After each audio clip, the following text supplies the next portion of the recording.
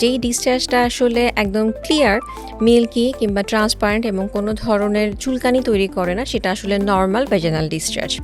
যেই ডিসচার্জটা একদম দইয়ের মতো চাকা চাকা যাচ্ছে, সাদা এবং প্রচণ্ড ইচিং তৈরি করছে, সেটা আসলে ফাঙ্গাল ইনফেকশন।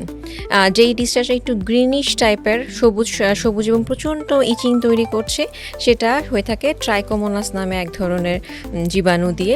আবার কিছু কিছু আছে গ্রেইশ, একদম মানে ধূসর টাইপের একটা ডিসচার্জ এবং প্রচণ্ড চুলকানি তৈরি করে, যেটা ব্যাকটেরিয়াল ভ্যাজাইনোসিস আমরা বলে থাকি।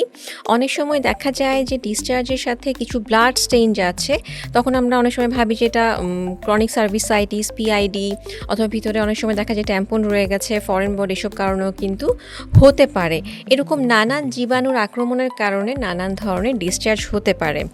আমরা প্যাপসমেয়ার, ডিসচার্জ নিয়ে কালচার সেন্সিটিভিটি, কল্পোস্কোপি, এসব পরীক্ষার মাধ্যমে কখনো ডিএনএ দেখে কিন্তু আমরা বুঝতে পারি কোন ধরনের জীবাণু দিয়ে আসলে সমস্যাটা তৈরি হয়েছে, এবং এর কিন্তু সঠিক যেই চিকিৎসা, মেডিসিন, অ্যান্টিবায়োটিক ব্যবহারের মাধ্যমে সমাধান করা সম্ভব।